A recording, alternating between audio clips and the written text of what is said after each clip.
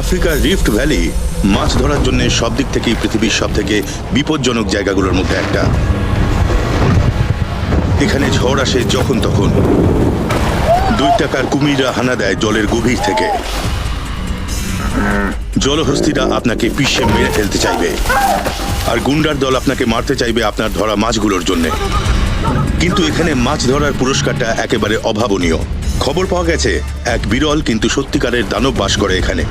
তাই ঠিক করলাম পৃথিবীর এই সবচেয়ে বিপজ্জনক মাছ শিকারের জায়গায় যাওয়ার জন্যে, কারণ এই বিশাল রিভার মনস্টারকে ধরার এটাই হয়তো আমার শেষ সুযোগ। এটাই হয়তো আমার জীবনের সবচেয়ে ভয়ঙ্কর অভিযান।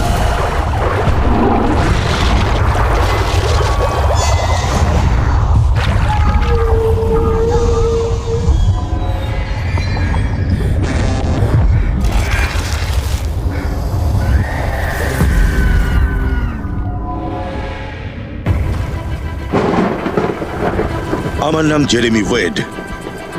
আমার নামটা পরিচিতি পেয়েছে পৃথিবী জুড়ে মৎস্য শিকারীদের বহু অভাবনীয় ঘটনার উপরে তদন্ত করে, আর যে রক্তপিপাসু রিভার মনস্টাররা এগুলোর পেছনে আছে তাদের খুঁজে বার করার জন্যে।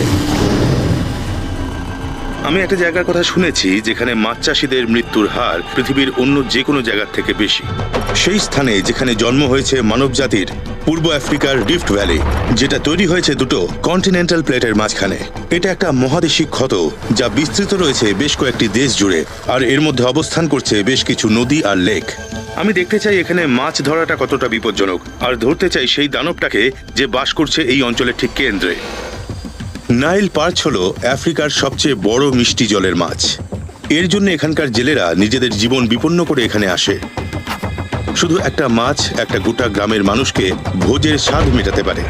এই মাছটার ওজন 180 কিলোর উপরে হতে পারে, আর লম্বায় হতে পারে প্রায় 2 মিটার দীর্ঘ। এরা ওত পেতে শিকার করে, আর ওদের মুখের সাইজের মতো যা পায় তাই খায়। এমনকি এই নাইল পার্চ নিজের প্রজাতির 1/3 মাছও খেয়ে ফেলে। বিশাল সাইজের এই মাছগুলো প্রতিনিয়ত ধরা হতো। সারা পৃথিবী জুড়ে জনসংখ্যা বৃদ্ধির ফলে মাছ ধরা ব্যাপক হারে বেড়ে যায়। ভেবেছিলাম দৈত্যাকার মাছগুলো হয়তো উধাও হয়ে গেছে, কিন্তু কয়েক মাস আগে আমি কিছু ছবি পাই যা থেকে আমার মনে হয় দৈত্যাকার নাইল পার্চ এখনো আছে। তাই আমি আফ্রিকার কেন্দ্রস্থল ইউগান্ডার হোয়াইট নাইলে এলাম, যেখানে এই অসাধারণ মাছগুলো পাওয়া যায়।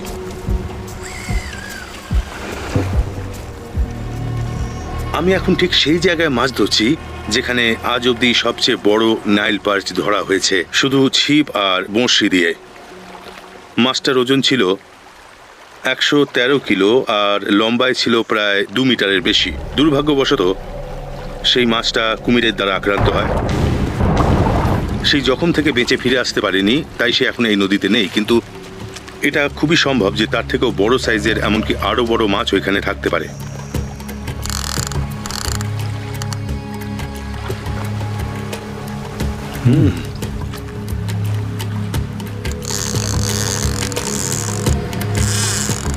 আমি একবার চেষ্টা করে দেখতে চাই। অবশ্যই কেউ একটা টোপটা ধরেছে, কিন্তু মনে হচ্ছে এখনো পর্যন্ত গেলেনি। হয়তো কয়েক মিটার কাছে এসেছিল, কিন্তু তারপর কেটে পড়েছে।